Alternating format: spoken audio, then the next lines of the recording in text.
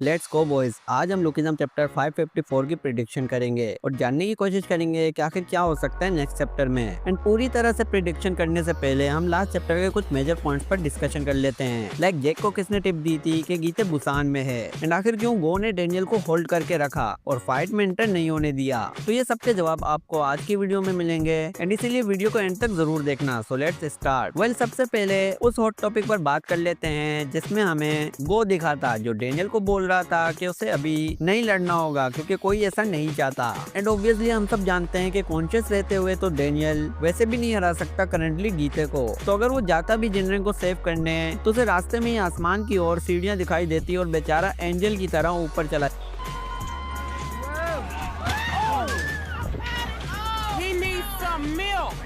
क्योंकि गीते जैसा मॉन्स्टर तो उसे कच्चा चबा जाता अगर ऐसे मोमेंट पर डेनियल कोई भूल करता तो। एंड अब बात करते हैं कि आखिर वो किस बंदे की बात कर रहा था और आखिर वो बंदा है कौन जिसे बिग डेनियल की इतनी केयर है। बिकॉज जिन लोगों की ये थ्योरी है कि वो बंदा गन होगा, तो भाई मैं क्लियर कर देता हूँ कि गन वो बंदा नहीं हो सकता, क्योंकि गन का स्टूडेंट लिटिल डेनियल है। और अगर गन जैसे बंदे को किसी की फिक्र हुई भी तो उसे अपने मास्टरपीस की ही होगी और किसी की नहीं। बिकॉज हमने ऑलरेडी देख रखा है कि गन के मन में सॉफ्ट स्पॉट है लिटिल डेनियल के लिए और वो अपनी वो साइड किसी भी कैरेक्टर के सामने नहीं निकालता। तो ये थ्योरी बिल्कुल वेस्ट है जिसमें सबको ऐसा लग रहा है कि गन बिग डेनियल को सेव रखने के लिए कहेगा गो से। बिकॉज ना ही गन जानता है और ना ही गो के डेनियल के पास दो बॉडीज हैं। एंड अगर आप थोड़ा सा भी दिमाग चलाओगे तो आपको अंदाजा हो जाएगा कि वो शख्स और कोई नहीं बल्कि जेम्स ली ही होगा, जो इस टाइम नहीं चाहता कि बिग डेनियल और उसकी परफेक्ट बॉडी फजूल में ही मारी जाए। और इसका भी मेरे पास वैलिड रीजन है। तो अब बुसान के आर्क को ही उठा लो। जब डेनियल ने ऑफिशियली ये डिक्लेयर कर दिया था कि वो जेम्स ली के अगेंस्ट जाएगा, तो उस टाइम जेम्स ली ने एक बात बोली थी डेनियल से, एंड उसके एग्जैक्ट वर्ड्स थे कि डेनियल पार्क तुम्हारी किस्मत में लिखा है मेरा विंग बनना। यानी कि डेनियल की इस मिस्टीरियस बॉडी के पीछे जो राज है वो कहीं ना कहीं जेम्स ली और डेनियल से जुड़ा हुआ है। और अगर अब भी नहीं समझे तो let me tell you, because I think जब चार्ल्स सोई एके जेम्स ली ने डेनियल की बॉडी क्रिएट करवाई होगी तब उनका मोटिव यही होगा कि उस टाइम उन्हें एक विंग चाहिए, जैसे चार्ल्स सोई ने जी चिंग को ऑफर दी थी और जैसे गन ने चार्ल्स सोई का विंग। ऐसे ही बुड्ढे को पता था कि वो आज नहीं तो कल जरूर टपक जाएगा। और जेम्स ली की बॉडी भले ही उसकी सेकंड बॉडी हो, बट उसने बहुत दूर की सोच रखी होगी कि व्हाट इफ वो एक परफेक्ट बॉडी बनाए, लाइक जब बुड्ढा टपक जाए तो उसकी मेन बॉडी एक तरह से जेम्स ली की हो जाए एंड उसे सेकंड बॉडी पाने के लिए फिर से एक परफेक्ट बॉडी या परफेक्ट वेसल चाहिए हो जो कि जेम्स ली से भी बेटर हो। एंड ये जस्ट मेरी एक थ्योरी है, एंड आई थिंक ये सारा मैटर होगा जिसमें एक्सपेरिमेंट में कुछ गड़बड़ के चलते वो परफेक्ट बॉडी डेनियल के पास आ गई होगी। तो अब मेरा इतना सब कुछ बताने के पीछे का रीजन ये है कि जेम्स ली ने ही गो से कहा होगा कि वो डेनियल को कोई बेवकूफी करने से रोके। बिकॉज बिग डेनियल गया तो एक बहुत ही पोटेंशियल बॉडी एंड उसका वेसल वेस्ट हो जाएगा और ये चीज जेम्स ली कभी नहीं चाहेगा, बिकॉज उसने बहुत पापड़ बेले हैं इसके लिए। तो ये हो गया एक पॉइंट जो गो डेनियल का था। एंड स्टिल प्रेडिक्शन स्टार्ट करने से पहले एक और इम्पोर्टेंट टॉपिक है जिस पर आज हमने बात करनी है, एंड वो है जैक किम की एंट्री जो अभी हुई है इस लेटेस्ट चैप्टर में। और मैं इस गैप्टन किम के नालायक बेटे की लेना तो नहीं चाहता, पर क्या करूं, आदत से मजबूर हूं।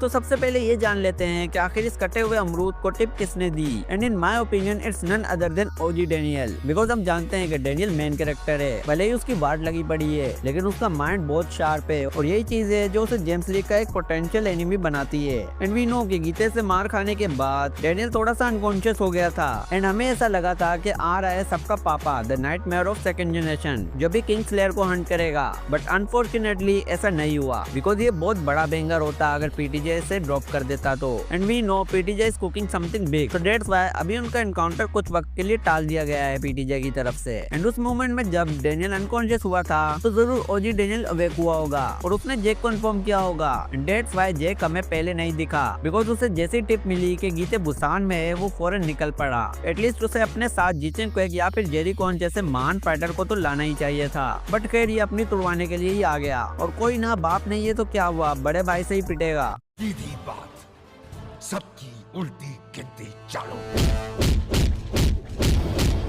लेकिन डर सिर्फ इस बात का है कि ये संगी कहीं उसे जान से ही ना मार दे। एंड ये था मेरा सेकंड पॉइंट कि जैक को इन्फॉर्म ओजी डेनियल ने किया होगा। और डेनियल को अब भी हल्के में नहीं लो, क्योंकि मैं बहुत सी मीम्स देख रहा हूँ जिसमें कई सारे लोग हेट कर रहे हैं डेनियल को कि उससे बेटर तो यूजी और दूसरे मेन कैरेक्टर हैं जो एटलीस्ट इतने बेबस और लाचार नहीं थे कि उन्हें दूसरों से हेल्प के लिए भीख मांगनी पड़े। बट क्या कर सकते हैं, क्योंकि ये पीटीजे का अपना तरीका है। कभी पीटीजे लुकिज्म को रियलिज्म बना देता है जो बहुत ही ज्यादा रियलिटी से मेल खाती है, और कभी बहुत ही ज्यादा ये फिक्शनल स्टोरी लगती है। But end of the day हम ये जानते हैं कि डेनियल का हर आर्क में एक मेजर रोल ही होता है। एंड मैं तो अंडर एस्टिमेट नहीं करता पीटीजे को, specially Hunt for gun park वाली आर्क के बाद, बिकॉज अब तो मुझे पूरा भरोसा है पीटीजे पर कि ये बंदा जो भी सोचता है उसका कुछ ना कुछ मतलब होता है। And that's why I think in upcoming chapters में नहीं तो एटलीस्ट इस आर्क की एंड में हमें कुछ डिफरेंस देखने को मिले डेनियल के साथ। लाइक उसकी पर्सनैलिटी में कुछ चेंजेस आए, बिकॉज इतनी ब्रूटैलिटी अब तक अपनी लाइफ में नहीं देखी होगी डेनियल ने कि उसके सामने इतनी ब्रूटली जिनविन का हाथ काट दिया है गीते ने।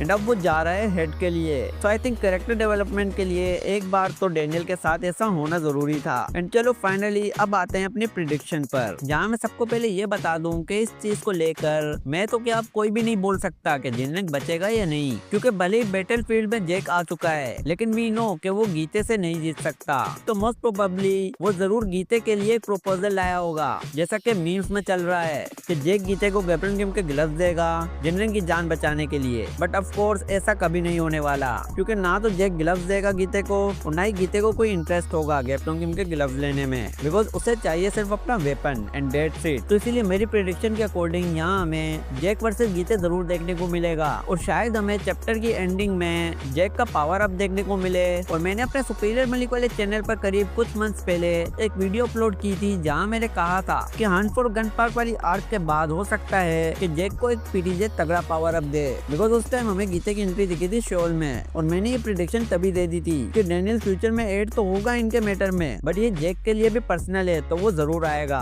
क्योंकि उसी टाइम हमने देखा था कि गन के अगेंस्ट भी जैक ठीक से नहीं लड़ सका था। इवन उसमें बहुत पोटेंशियल है बट वो ठीक से यूटिलाइज नहीं कर पा रहा। जैसे कि गन के अगेंस्ट भी जोहान और एली जेंग ने ही सबसे ज्यादा डैमेज दिया था, और ये गैपलिंग टीम की नाजुक कली बस नाचने आई थी वहाँ। तो लेट्स सी नेक्स्ट चैप्टर में क्या होता है। एंड बाय द वे ये मेरी प्रेडिक्शन वीडियो थी जो कि सही भी हो सकती है और नहीं भी। एंड आपकी क्या राय है आप कमेंट सेक्शन में बता सकते हो।